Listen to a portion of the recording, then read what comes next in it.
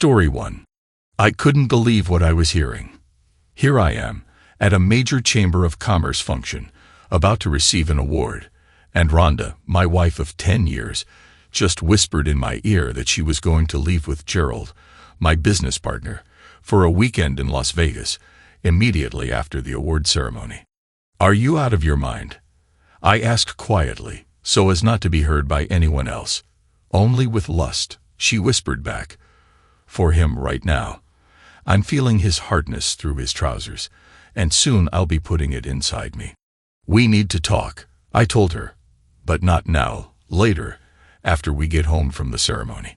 "No, Ron, I'm telling you how it's going to be," she said. "If you want to talk, you can give me some ideas, or maybe remind me of the things you've always wanted me to do with you but refused. I'll be home Monday evening, and we can talk then if you still feel the need."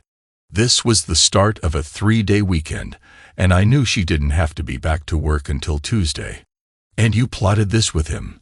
I asked quietly. "Of course," she said. "His wife also knows." I looked and saw my soon-to-be ex-partner and friend sitting next to Rhonda, with a smug grin on his face. I wanted to punch him, but not here, not in front of all these people, these so-called pillars of the community. I looked at Judy, his wife, who sat next to him. She didn't look too happy at all. Apparently, she also knew about this. My mind was racing, but I focused back on the present when I heard my name called by the master of ceremonies. I got up, shook his hand, and accepted the award, holding it for a second as a photographer took a picture. I gave my prepared acceptance speech and noticed, as I did, that Rhonda's hand was in Gerald's lap. I decided to make an impromptu change to my speech. On my notes, I had included an acknowledgement of my wife, but I ended my speech a bit early, not even mentioning her name. Instead, I thanked the community for their support and the chamber for the award, then ended my speech. I didn't know if anyone would notice the slight, but Rhonda mentioned it after I sat back down. "What? Didn't I even rate a mention?" she asked sarcastically, as I took a sip of my now tepid drink. I simply glared at her, not saying a word. "So that's how it's going to be, huh? Well, like I said, we'll talk Monday evening when I get back." Gerald got up and headed for the podium, deliberately bumping into me on his way up. "If you go through with this, don't bother coming back," I whispered to Rhonda as Gerald spoke. "There will be nothing here for you to come back to." To emphasize the point, I slipped my ring off my finger and handed it to her. She smirked as she dropped it in her purse.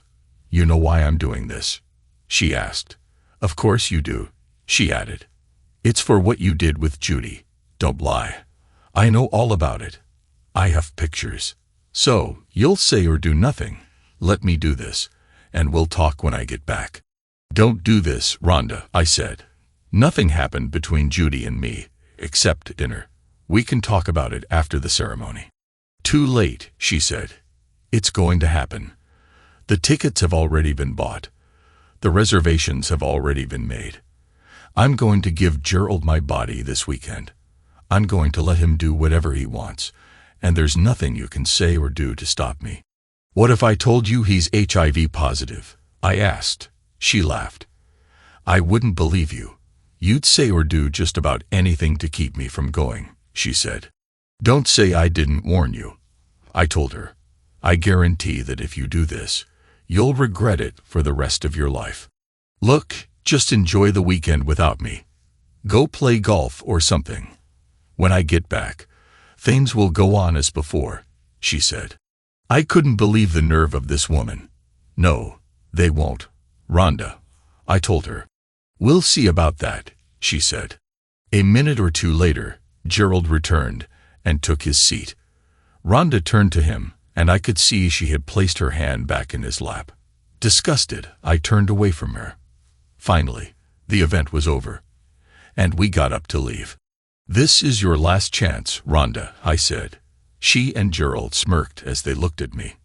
"We're leaving now, Ron," she said. "I may call you, or not. Either way, I'll see you Monday." "No hard feelings, partner," Gerald said. "I promise not to damage her too badly for you." "We're done, Gerald," I told him calmly. "As partners and friends, I don't ever want to see or hear from you again." "We'll see about that, partner," he said as he guided Rhonda away. I turned and looked at Judy, who had tears falling down her face. "Do you need a ride home?" I asked her. She shook her head. "No, I have an Uber coming for me," she said. "Thanks for asking anyway." "Didn't you tell them that nothing happened between us?" I asked. "That it was just a dinner and a conversation." "I tried, but they wouldn't listen," she said. "Gerald has pictures of us at the restaurant, and Rhonda insists it was a prelude to an affair. You know how she can get sometimes." Yeah, I knew all right. Until now, the only complaint I had about Rhonda was her uncanny ability to act on false assumptions, and once she got something in her head, there was almost nothing anyone could do to change her mind. "I see," I told her. "I'm sorry, Ron," she said. "You don't deserve this. I only hope he thought enough to bring protection." "It doesn't matter," I said. "Whether he uses protection or not is immaterial. The fact that she's going to let him be with her is all that matters. No, I'm finished with both of them." "What are you going to do?" she asked. "What I need to," I told her. "What about you?" "I told Gerald if he went through with this, I'd divorce him," she said. "And that's exactly what I intend to do. This isn't the first time he's cheated on me, but by God, it'll be the last." "Good for you," I said. "Let me know if there's anything I can do. If you like, I can refer you to a good lawyer." "Thanks, Ron," she said. "I appreciate that." With that, she left, and I followed shortly, making my way back to the car. On the way home, I thought about the last 10 years with Rhonda. We married about 5 years after Gerald, and I went into business together. Gerald introduced me to her after we had been in business for about 4 years. By then, he and Judy had been married for 3 years. Rhonda and I dated, fell in love, and got married. Gerald was the best man at our wedding, and I never would have believed he would be capable of doing something like this. I never thought Rhonda would either. By the time we got married, the business was growing significantly, so my lawyer suggested I have her sign a prenuptial agreement to protect my assets, which included my home and the business. She didn't like it, but she signed it anyway. I made sure the agreement was equitable and included a clause for infidelity. I had a lot to do and not a whole lot of time to get it done. It was still fairly early in the evening when I got home, so I called my lawyer, Jim Simpson, on his cell. "Hey Ron," he said, "I thought you and Rhonda would be celebrating your award tonight. What's going on?" He listened as I told him what happened earlier in the evening. "Oh my God, Ron, I'm so sorry to hear that," he said when I finished. "You want me to start drawing up papers?" "Yes, Jim," I said. "I want a divorce for adultery based on our prenuptial, and I want you to draw up papers dissolving the partnership." When Gerald and I drew up the partnership, we included a clause that said the partnership could be dissolved if one or more of the partners engaged in morally unacceptable behavior that could significantly impact the operation of the business. I felt this certainly fell into that category. "Are you sure about that?" he asked. "Yes," I said, "absolutely. I want it reorganized as a sole proprietorship if possible. I know we had talked about incorporating it as a limited liability company before. Maybe this is the time to do that." "All right, I'll get the ball rolling on that," Jim said. "It's going to take some time, though." "I know," I said, "but I want the partnership dissolved as fast as possible, and I want my losses mitigated as much as possible." "Consider it done, my friend," he said. "Thanks," I said, ending the call. I knew that under the terms of the agreement, I would have to pay Gerald something to get him out of the company. So the less I had to give him, the better. I knew Jim would come through for me. A couple of hours later, I got a call from Rhonda. "I just wanted to let you know we're at the hotel in Vegas," she said, "and I'm so ready for a weekend of fun. Rhonda, you should know before you do this that Gerald is HIV positive," I said. "If you go through with this, you'll regret it for the rest of your life. Stop this nonsense and come home right now. If you do, then maybe. And I do mean maybe. We can fix our marriage. Oh, Ron, she said with a laugh. Are you still on that? Get over yourself. This is going to happen. I'm going to let Gerald enjoy my body all weekend long. Rhonda, I'm warning you, I began to say, but she had already ended the call. That was it. I had warned her, but she refused to listen. The rest of my now screwed-up weekend was spent exorcising Rhonda from my life. On Jim's advice, I went to the bank on Saturday morning and took care of things there, paying off her credit card before canceling it. I got 3 voicemails from Rhonda and a few text messages over the weekend. She was doing her best to get me riled up. Oh yeah, she moaned in one of her voicemails. Gerald is buried deep in me right now, Ron. It's so much bigger than yours and feels so much better. The other voicemails were similar.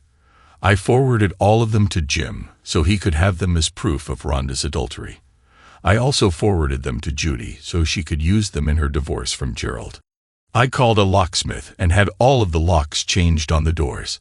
I wasn't worried about keeping the house as I had bought it before we got married, and the mortgage was in my name only. I tossed all of her clothes and prized possessions into trash bags and crammed them into her car, leaving enough room for her to drive. I pulled the car out of the garage and left it in the driveway. I pulled down all of the photos that included Rhonda. I broke up the large wedding portrait that hung over the fireplace before placing the broken pieces inside to be burned. By the time I was finished, there was no evidence that she had ever been in the place. After listening to her voicemails the next morning, I called her mother and said we need to talk. She invited me over for lunch, so I went. After eating a sandwich, she asked me what was going on, so I told her everything. I even played the voicemails Rhonda had left. By the time I finished, she was inconsolable. That stupid girl, she said. I can't believe she would do something like this to you. I'm so sorry, Ron. Of course, she can stay here until she gets back on her feet, but I'm going to tan her hide for this. I'm sorry as well, Mom, I told her. I always thought of Rhonda's mother as Mom, especially since my own mother died from a stroke a few years before. She's going to need all the help and support you can give her. Of course, she said, but I'm still going to put her over my knee. I chuckled and gave her a hug. Please stay in touch, Ron, she said as we broke the hug. I promised I would and left. She was still wiping tears from her face when I left. From there, I went to a tavern that served the juiciest burgers and enjoyed one with a couple of beers. Jim called me on Monday to say he had the paperwork drawn up. So I went to his office. Everything looked good, so I paid his retainer and left. The papers would be filed with the court the next day, which was Tuesday. Where would you like her served? Jim asked. Preferably at her place of work, I said. She humiliated me in public, so I think it's only fair I return the favor. Okay, he said. Before I left, I got a couple more voicemails from Rhonda that day, the last one letting me know she was on her way home. I got a good laugh at that.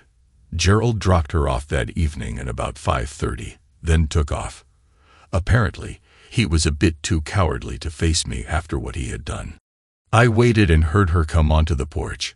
I heard her trying her keys, but none of them worked. Finally, she rang the doorbell. I ignored it for a few minutes, and she began pounding on the door. Let me in, damn it, she yelled. I got up and walked to the door. I opened it and stepped outside. She looked at me before trying to walk inside, but I stopped her. What are you doing? I live here too. No, you don't, I told her. Not anymore. You gave up that right when you left Friday night. But I told you I would be back, and we could discuss things if you still wanted to, she said. And why is my car in the driveway? Why isn't it in the garage?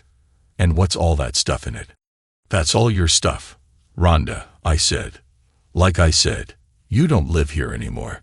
Look, I know you're upset, she said. We can talk about it if you want. I wanted to talk with you on Friday, but you weren't interested, remember? I asked. I practically begged you to listen to me, but you flat out refused, and insisted on spending the weekend with Gerald. "That's right," she said. "Since you were with his wife, I figured I deserved to get some revenge." "And what proof do you have that I was with Judy?" I asked. "Show me." She pulled out her phone and showed me a picture of Judy and me at a table in a restaurant. "What's that?" she asked. "That's two people talking over dinner," I said. "There's no intimacy in that picture, and nothing happened between Judy and me. For that matter, I have never been with another woman since you and I became exclusive." "Then why were you having dinner with her?" Rhonda asked. "Surely you expected something afterward." "There you go again, making false assumptions," I said. "What are you talking about?" she asked. "That's what I wanted to talk to you about on Friday, but you refused to listen to me," I said. "Tell me, did Gerald ever use protection this weekend?" "Of course not," she said. "You know I hate it." "I see," I said. "And I guess you let him finish inside you multiple times." "That's right," she said. "I still have some of him inside me right now. I was going to let you clean it out of me. And if you were repentant, I was going to let you have intimacy with me, but I don't think that's going to happen." "So you were planning to kill me then?" I said. Her eyes grew wide. "Of course not," she said. "Where did you get that silly idea from?" "Do you remember a few months back when he said he wasn't feeling too well?" I asked. "That was just a few weeks after he returned from a trip back east." "Yeah, I remember," she said.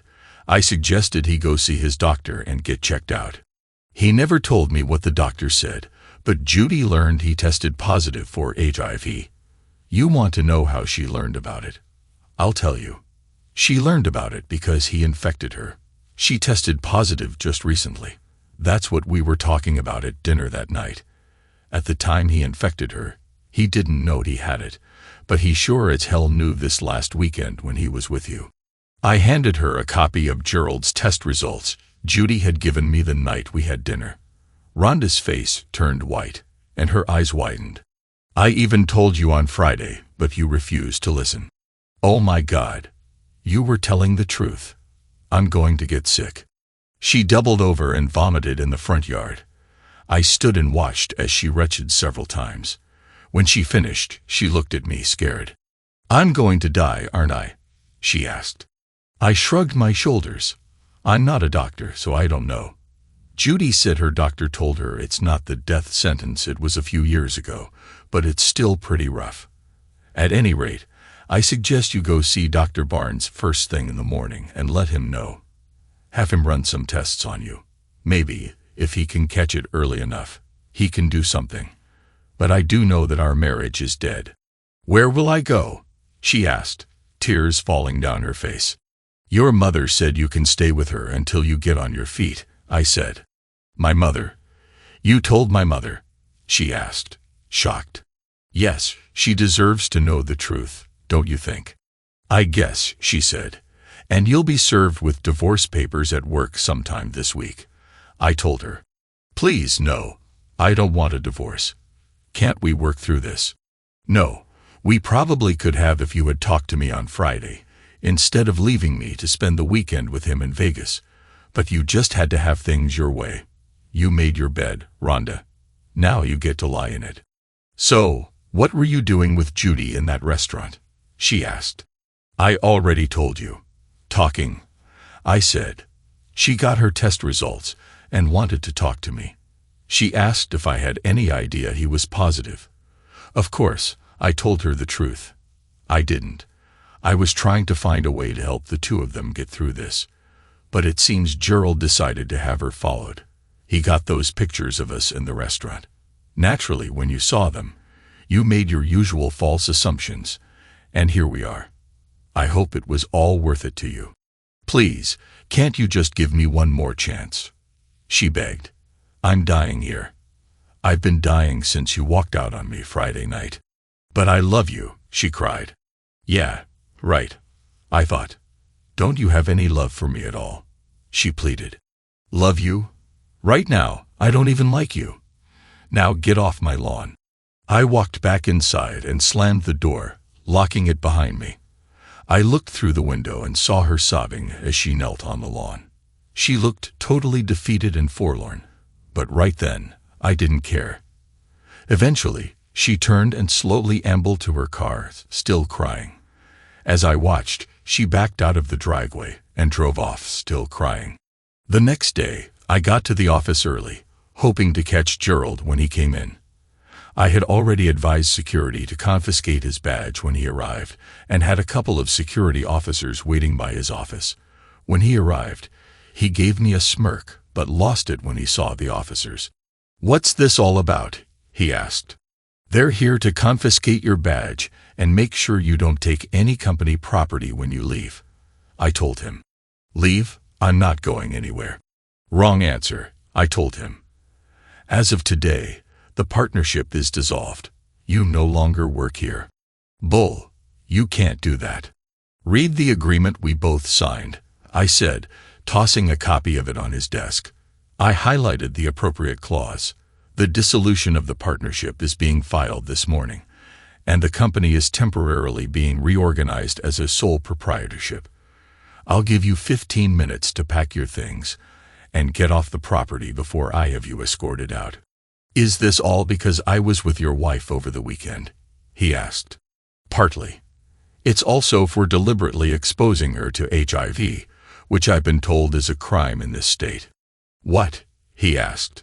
"I saw your test results. Juby showed them to me. That's what we were discussing that day in the restaurant. She told me you infected her as well.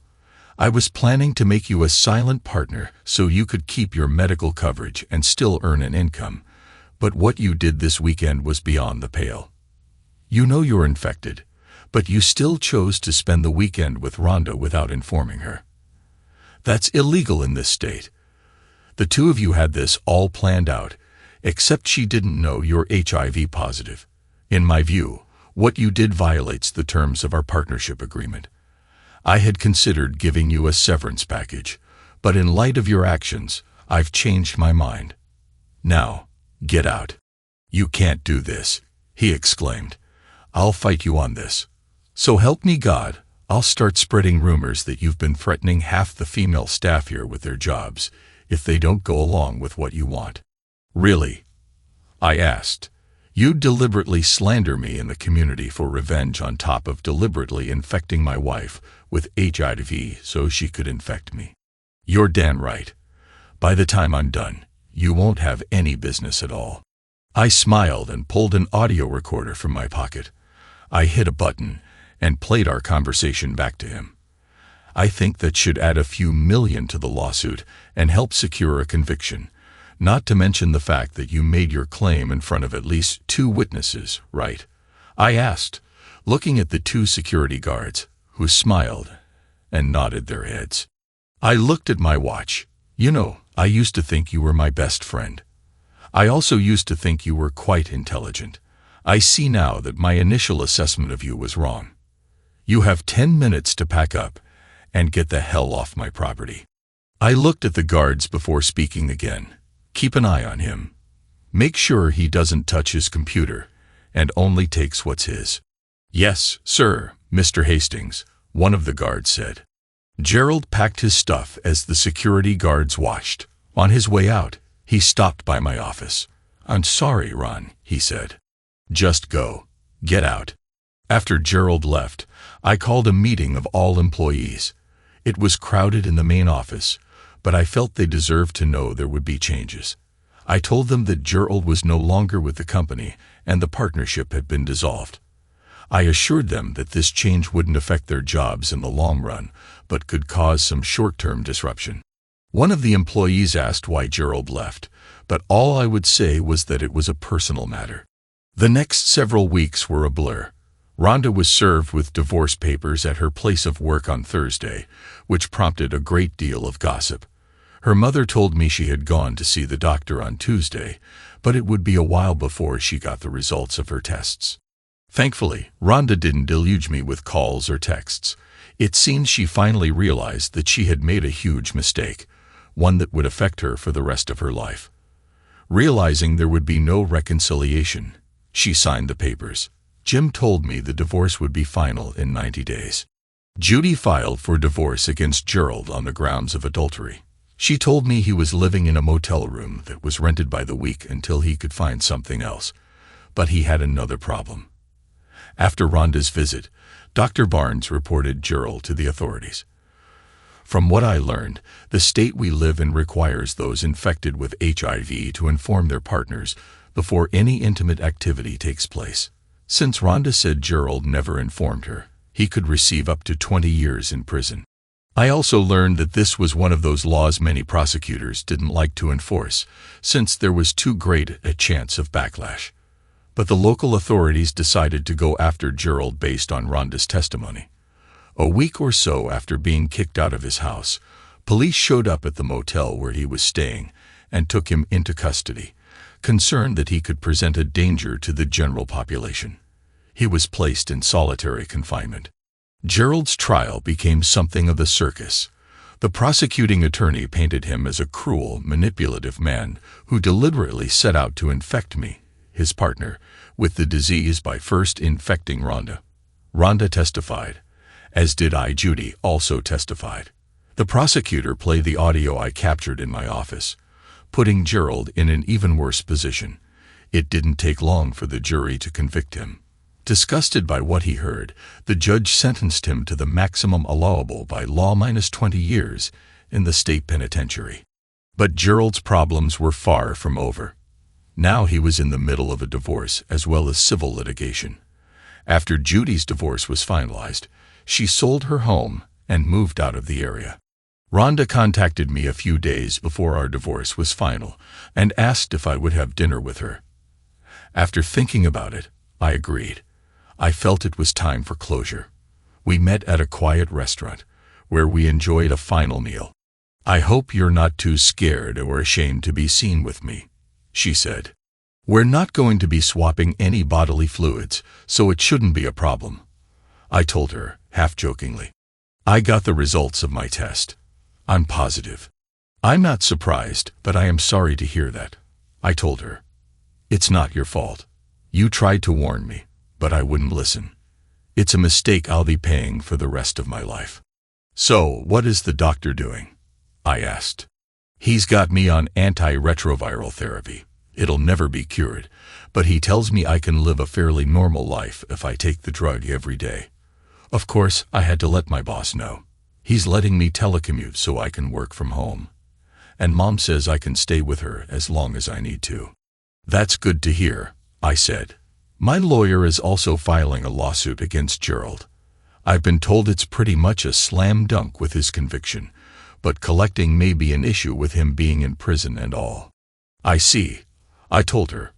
"Well, I happen to know that his 400 and onk was pretty substantial, even after subtracting Judy's portion.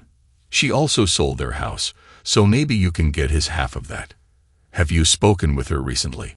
"I have. She's out of the area, but we still talk from time to time. I'll mention that to her and see what she says." "What happened to you, Rhonda?" I asked after a while. "I don't get it. I wanted to have kids with you, spend the rest of my life with you." "I don't know," she said quietly. "When Gerald showed me those pictures of you with Judy, I lost it. I just knew you were having an affair with her. I really jumped the shark on that, didn't I?" "Just a bit. But why didn't you just talk to me?" I asked. "I was angry. I didn't want to hear anything you had to say. Judy tried to warn me as well, but I figured she was in cahoots with you and would say anything to stop me. I even told you that Friday about Gerald. I said, twice. I hoped you would have gotten the hint. Frankly, I didn't want to hear anything you had to say," she told me. "And now I'm paying the price. I'll be paying it for the rest of my life. Can you ever forgive me for being so stupid?" "I don't know. Right now, it's all I can do to be civil around you." "I thank you for that at least," she said. "I know it's probably not easy for you. So how are you holding up?" "I manage. I stay pretty busy with the business now that Gerald is gone. My workload has doubled, so there's no shortage of things to do." "Any women in your life?" she asked. "No. I'm not in the market for a relationship. Probably won't be for quite a while. Once bitten, twice shy, you know. I'm sorry, she said. I've learned a thing or two myself from all of this. What's that? She asked. Never trust anyone, I said. She looked at me, shocked. I knew Gerald for years before I met you. That is, I thought I knew him. I had no idea he was capable of doing what he did. And the things I learned about him during their divorce, frankly, make me sick to my stomach. What you did certainly didn't help. I'm sorry, she said. Yeah, well, it is what it is, I said. I see you're still wearing your rings, I added, looking at her left hand. We're still technically married, she said, at least for a few more days. If you want them back, you can have them, but I was hoping you'd let me keep them. I don't want them. I'd just take them down and sell them anyway. Why would you want them? As a reminder, she said, of what I once had and threw away. They're yours, I said. Do with them what you want. Thank you, she said quietly, a tear falling down her cheek. I'd better get going now, I said. I have a lot to do yet tonight. Tell your mother I said hello and good luck. I will, she said, and thanks, Ron. I really am sorry about all this. Yeah, me too, Rhonda. Goodbye. I could hear her sobbing as I left. I wasn't as angry as I was when this all first went down, but I still felt sad. It's not easy ending a decade-long relationship with someone you thought you'd spend the rest of your life with. Work went on as normal, and within a year, things had settled down to a steady roar. I had plenty of opportunities but chose not to date or pursue a relationship. I still had some serious trust issues after what Rhonda and Gerald had done to me. Life consisted of working, eating, and sleeping. I had no social life whatsoever. A year and a half after my divorce, Denise, my secretary, introduced me to her younger sister, Angela, at a company event. She was a couple of years younger than me and had just gotten through a divorce from her husband, who left her for another woman. We began dating, taking things one step at a time. Slowly, both of us had been burned by our previous spouses and still had some trust issues. But as we spent more time together, our trust in each other grew.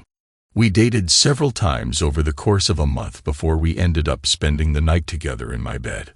A few months later, I popped the question, and she said yes. Our wedding is set for the spring, to be followed up with a 5-day Caribbean cruise. We extended an invitation to Rhonda's mother, but we don't know if she plans to attend. I'm still hurting from what Rhonda and Gerald did, but Angela has done a superb job of healing the scars. I've done my best to help her heal as well, and I'm certainly looking forward to spending the rest of my life with her. Thinking about Angela, I'm often reminded of the old saying, sometimes the bad things that happen in our lives put us directly on the path to the best things that will ever happen to us. Story 2. I knew things were going to be different as soon as I started my new school.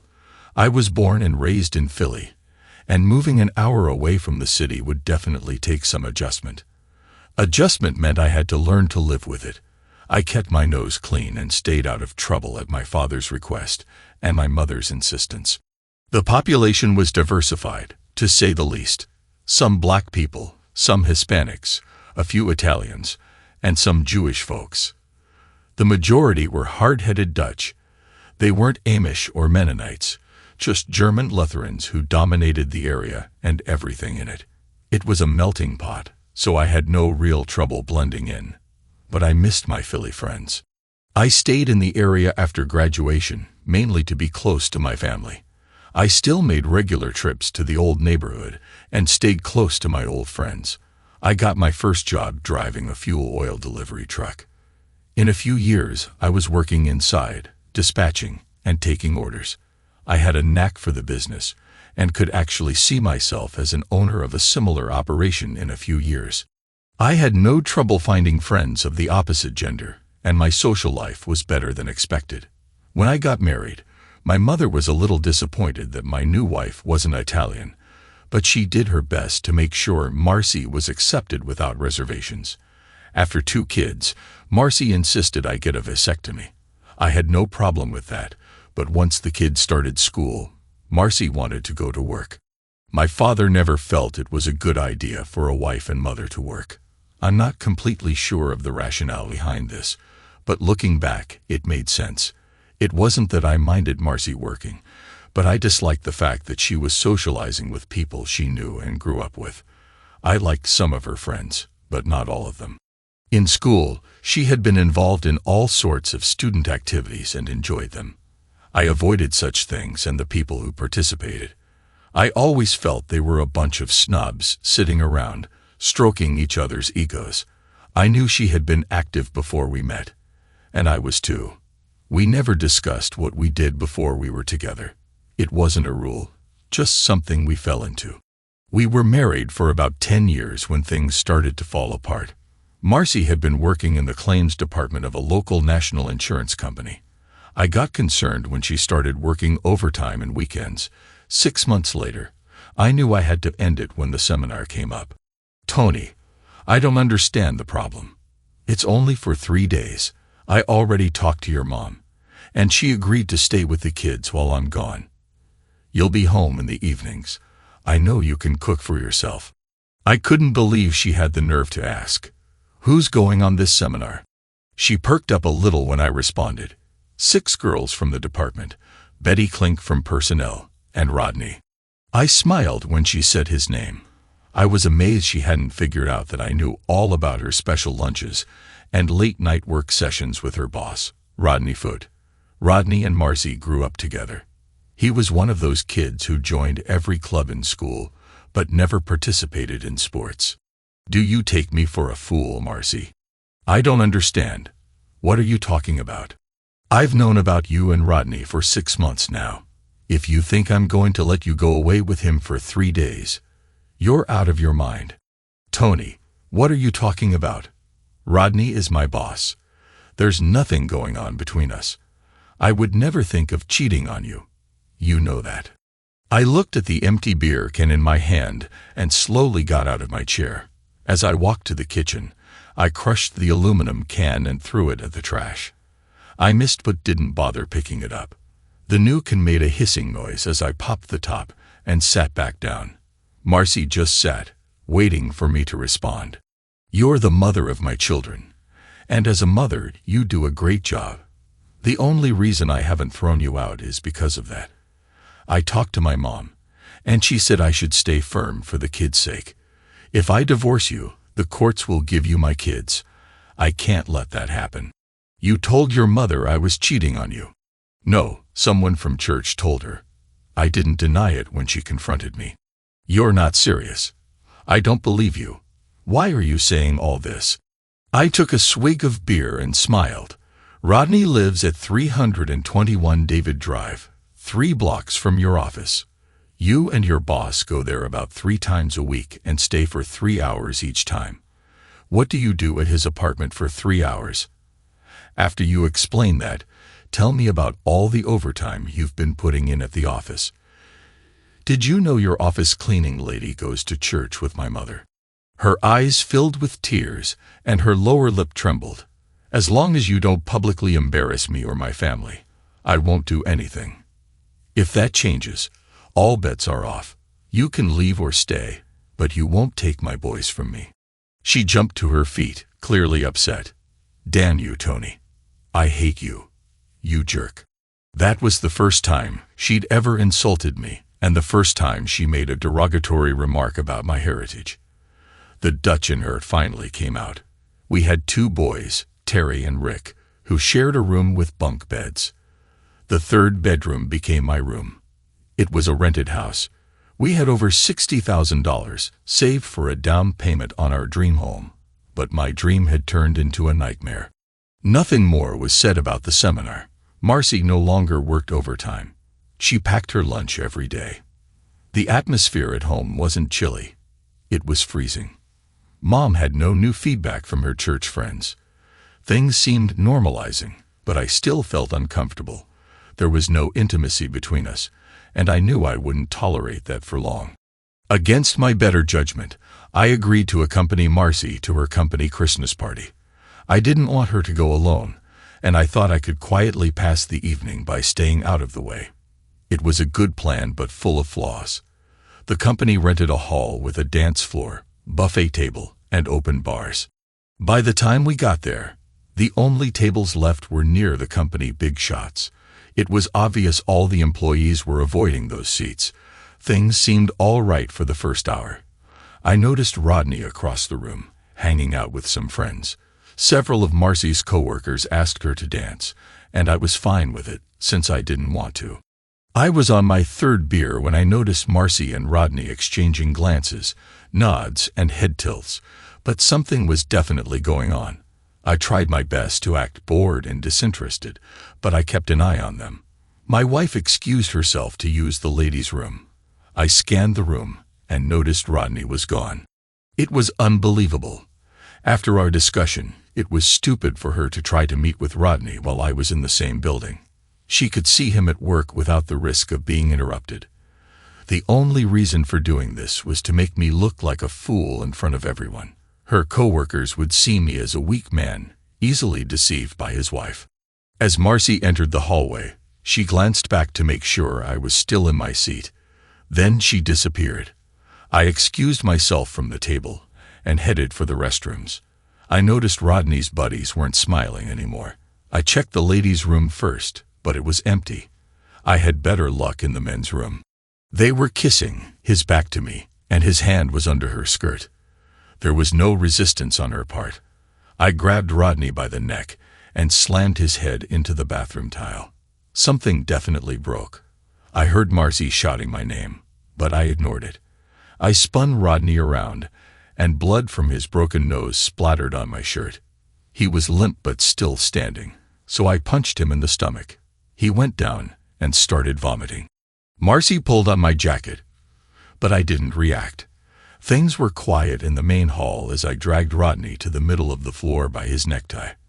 The band stopped playing, and everyone watched as I dropped him. I looked around the room to see if anyone wanted to help him, but there were no takers. "I'm sorry for ruining your party. I'll be going now, but I'm leaving my wife here for your entertainment. Drop her off at the house when you're done with her." Rodney was trying to get up, his face a bloody mess. Marcy stood in the doorway, her mouth hanging open.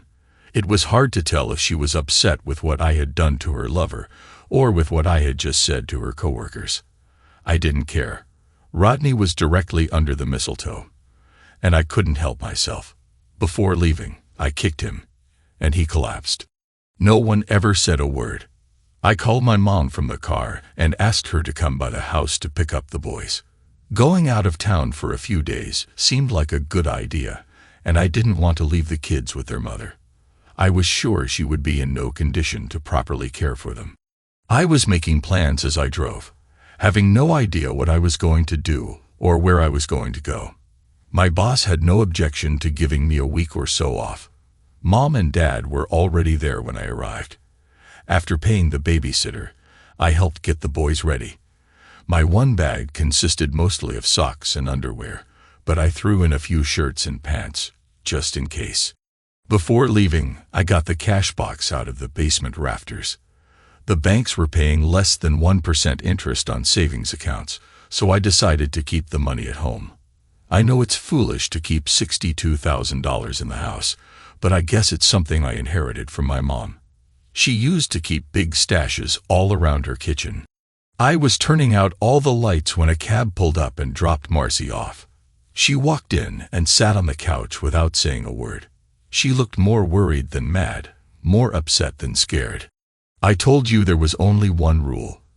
Do not humiliate me or my family in public. You just couldn't resist doing it, could you?" I waited for a moment as she started crying, then walked out the door. It was just a little past 9 as I hit the Schuylkill Expressway. That party didn't last long, at least not for me. I decided I'd spend a few days in Atlantic City before going back home. But first, I had to see my old friend Sal. Sal had a sandwich shop in the old neighborhood. It wasn't like the flashy ones you see in Philly travel films, but more of a convenience for the people who lived close by. His primary income came from other endeavors most of us either ignored or participated in. He lived on the second floor and worked out of the back room. It was like an old home week. After I explained my situation, he agreed to help me. "Tony, it's going to cost you $20. Can you handle that, or do you need me to spot you? I got it up front, no problem, I replied. Do you want it messy or quiet? Transparent, no fuss, no muss, nothing. I just need to leave for a few days. Got anything set up? No, I was thinking of going to Atlantic City, I said. How about 6 days and 7 nights at the Taj? What are you talking about, Saul? I got some comms coming. I think it would work out pretty well for you. Sounds good to me. Are you going alone, Tony? Yeah. This is all spur of the moment. I didn't have time to invite guests. You shouldn't be alone.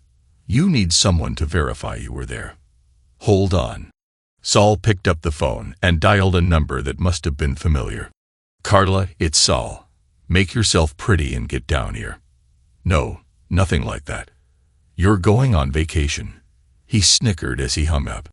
Tony, remember Carla? My brother, Michael's oldest. Yeah, chubby little thing with dark brown eyes. I remember she was always laughing. How old is she now? Saul smiled at my recollection of his niece. She's 23 now, Tony, and she's not chubby anymore. Suddenly, I realized Carla would be accompanying me to the shore. I felt uncomfortable since she was Sal's niece, but hey, he was the one setting it up. Tony, you got a credit card. I got 2. I was going to cancel them Monday morning. No, don't do that. Use those cards as much as you can. Meals out, room service, even casino cash advances, but don't go overboard. You need the card action to prove you were there. Spread it out time-wise so it doesn't look like you snuck back home.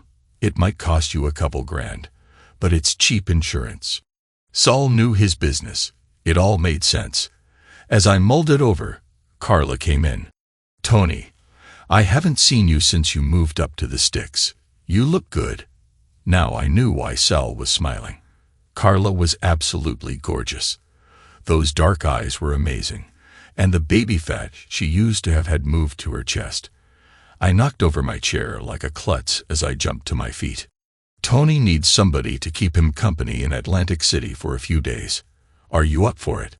Her mood changed slightly when he said that. Aren't you still married? She asked me. Before I could answer, Sal jumped in.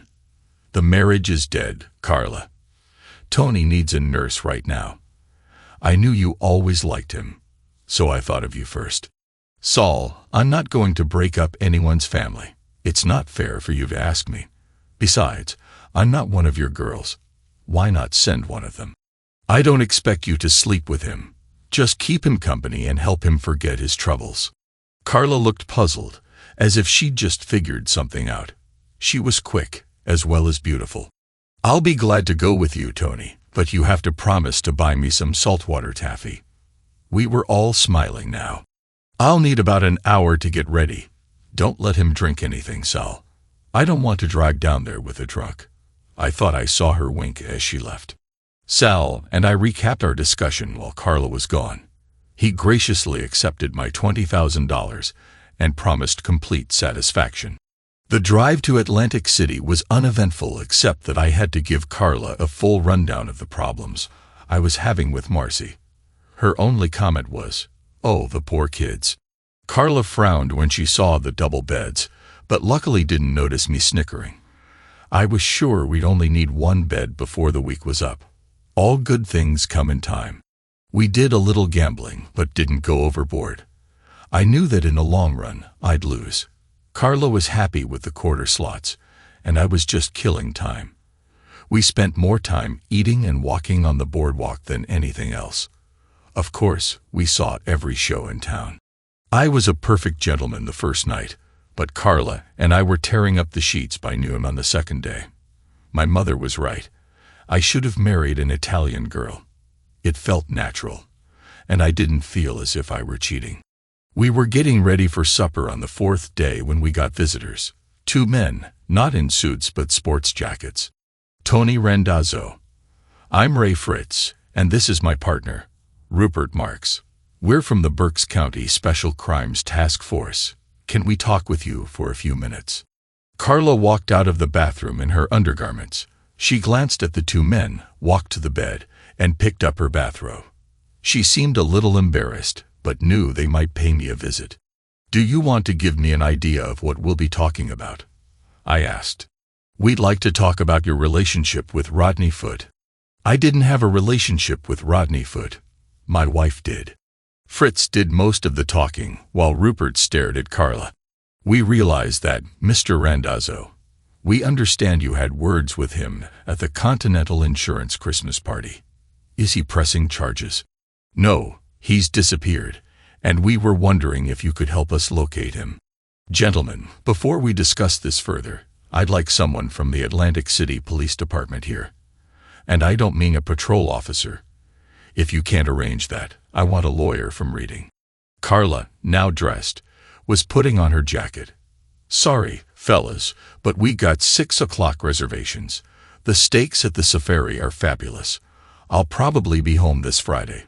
Would you like me to talk with you then?" They seemed dumbfounded. "Why do you think something happened to him?" "Maybe he just left town for a while. He was picked up by a cab leaving the Community General Hospital on Sunday morning, and no one has seen him since." I nodded. "Well, I've been here since Friday night. You can verify that with the hotel staff. Now, if you'll excuse me, we're going to have some steaks. Any more questions?" "Yes, but they'll wait until Friday. We expect to see you then." I gave them a simple nod and gently steered them towards the door. We all rode the elevator together, and nothing more was said. When we reached the lobby, they went to hotel security while Carla and I headed for the safari. Terry and Rick were all over me when I got home. The saltwater taffy helped. Marcy, on the other hand, was cold. It was clear she had no idea what was expected of her. After talking with the police, I spent the afternoon with the boys and planned to have a talk with Marcy that evening. The boys were in front of the TV for the night, so I sat at the kitchen table, waiting for Marcy to finish cleaning up. She took longer than usual, but I didn't budge. Finally, she turned toward me and sat with her elbows on the formica top. "What did you do with Rodney?" she asked, not mad or demanding, but sincerely concerned. "I was in Atlantic City all week. I haven't seen Rodney since the party." "You hurt him?" "I hope so," I replied. "He was in the hospital for 2 days. You broke his jaw and nose. He deserved it." She seemed to run out of questions. "What were you doing with him in the men's room?" I asked. Silence. "Why did he have his hand up your skirt?" Still no answer. Marcy was wringing her hands, staring at the tabletop. "Why aren't you at work? And why are the kids home on a school day?" I had to quit. I couldn't go back there. "I took the boys out of school because your mother said you might be home today." It was time for confrontation. "I told you there was only one rule. You couldn't do anything that would humiliate me or my family. A simple rule. Why did you ruin everything by violating it? You both felt you had to rub it in. Why?" Marcy seemed more nervous as the conversation went on. I slammed my fist on the table hard. "Why? Answer me." "I don't know. I don't know. It just happened. You were sitting in the corner like a lost puppy, and we thought we could take advantage. We had no idea you'd go crazy. You acted like a madman. I was scared to death." At least I got some emotion out of her, but none of it made sense. I wouldn't even try to analyze what she said. It was stupid to do that while I was there. They had weeks to get together before the party, and I never would have known. No, they chose that time and place to humiliate me. Her rambling wouldn't change that. "Marcy, you have 3 choices. Stay here and be a proper mother to your children. Get a divorce and leave without the kids, or just disappear. If you stay, we won't live as husband and wife. And I won't tolerate any more affairs with Rodney or anyone else." At the mention of Rodney's name, Marcy burst into tears. Before she could choose, she bolted from the room, bawling. "I guess we finish the conversation tomorrow." Adjustments were made. I got a small apartment a few blocks from the house so the boys could visit any time. Carla moved in with me. The police talked to me a few more times but then stopped. Rodney Foote was picked up by a cab outside the hospital and never seen again. His family offered a reward, but no one responded. I had dinner with Marcy and the boys every night and spent as much time with my sons as possible on weekends. It was clear to everyone that Marcy and I were no longer together as a couple, though we were still married. Marcy spent time with her parents and sister. I had no problem with that. She didn't appear to be seeing anyone else. She quit her job after the Christmas party and didn't seem interested in getting another. We never finished the conversation we started that first night I came home. She played the role of a good mother. The house was always clean, the boys well fed, and they had clean clothes. I took care of the lawn and outside work. Marcy got $200 each week for household expenses and her personal needs. Whenever I asked if she needed more, she always refused. We no longer had credit cards. At Thanksgiving and Christmas, the boys and I spent time with my family. Carla usually joined us.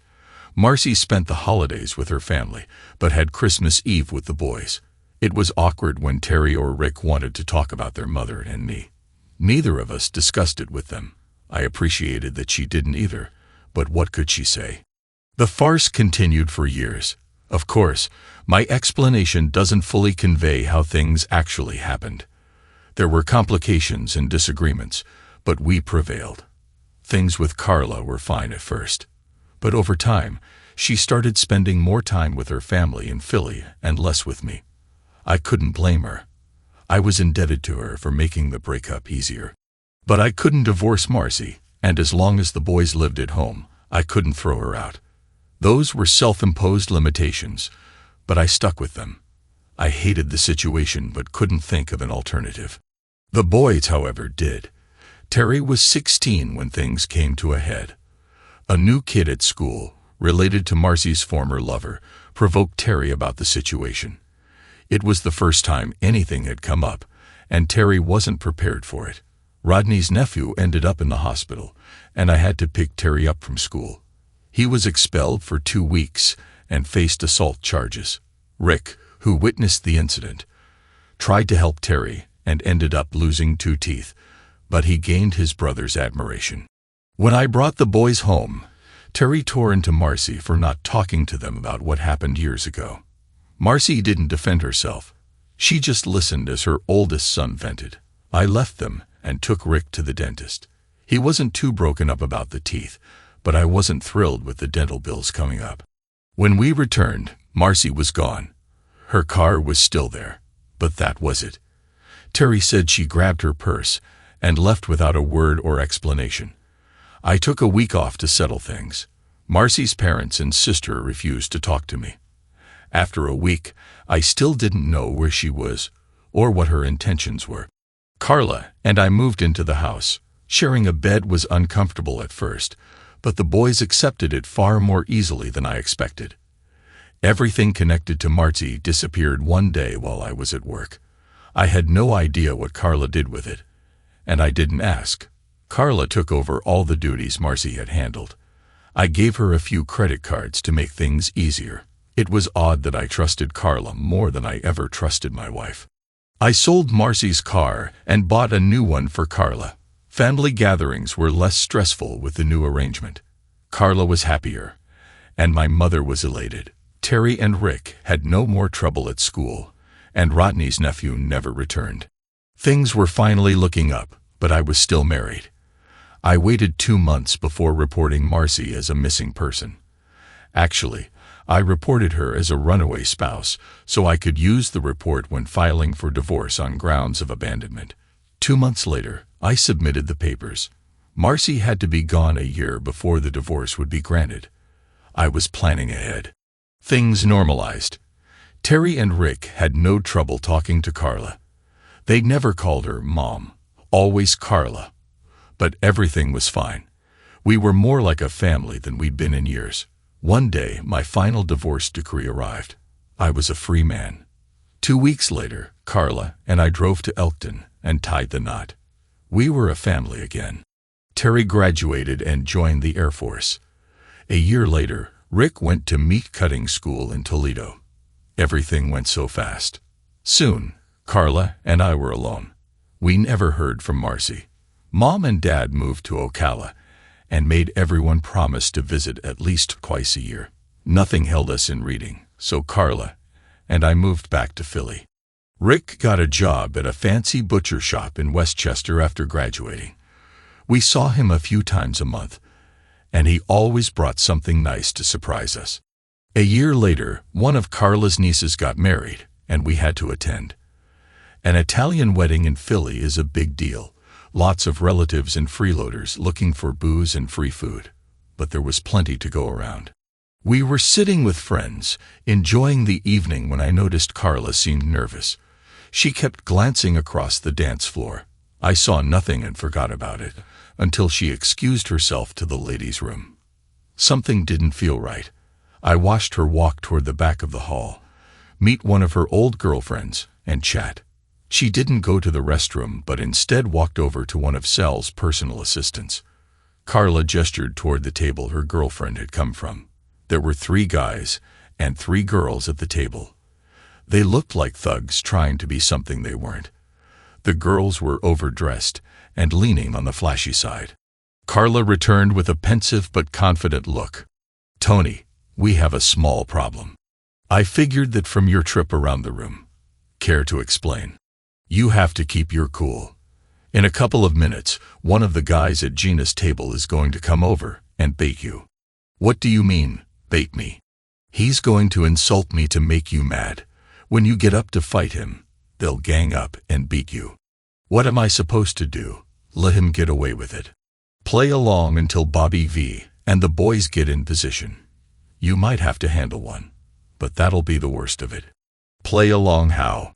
"Let him insult me, then agree. If he calls me a tramp, ask how much he's willing to pay. Whatever you do, don't let him rile you." "What brought this on? What did I do to these guys?" "Look at Gina's table. Do you see the girl with short platinum hair?" "Yeah." "Look closer. Holy cow, it's Marcy. What's she doing here?" "Marcy's boyfriend is somehow related to the bride. She's still mad at you and set him up to fight you. I guess she's looking for payback. While you and Sal's guys take care of things, Gina and I will be talking to Marcy in the ladies' room. It won't be pretty." I didn't like how things were going. This was a wedding. A young bride would remember this night for the rest of her life. It wasn't fair for a few thugs to ruin it. 10 minutes later, I saw Marcy's boyfriend get out of his chair. I stood up and excused myself from the table. Carla gave me a strange look but seemed to understand. I casually walked to the side fire exit where people went for a smoke. The boyfriend gestured, and the other 2 guys followed him. They didn't see the 3 guys coming up behind them, with the Louisville sluggers kept behind the bar. 6 guys were smoking outside the fire exit. When I told them to leave, they didn't argue. I walked about 20 paces from the door, stopped and turned. The guys came out smiling, but not for long. A few seconds later, they heard the door close behind them. The smiles vanished when they saw 3 guys with bats and the father of the bride. It was over in 30 seconds. I never raised a hand. "I'm sorry for any inconvenience caused on this special night. I felt like a character from Asterisk, The Godfather Asterisk." "Thank you for taking it outside," he said, shaking my hand before returning to his daughter.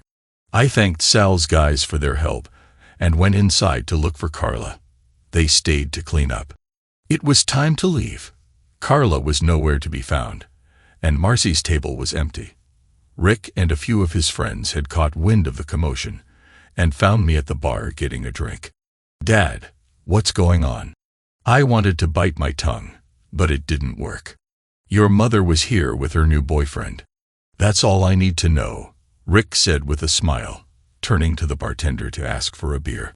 We sat and talked about other things for about an hour. Carla finally showed up, looking a little worn out. "Where have you been?" I asked. She gave me a wicked little smile. "Gina and I had to take your ex-wife to the hospital. She wasn't feeling too well." Rick and I couldn't stop laughing. "Tony, can we go home now?" It had been a long night, but a lot of fun. We never saw Marcy again. Carla and I are still together in the old neighborhood. Life is great. Thanks to everyone who took the time to listen to today's stories. If you enjoyed it, please consider liking and subscribing if you haven't already. Feel free to share your thoughts on the events in the comments below. Take care.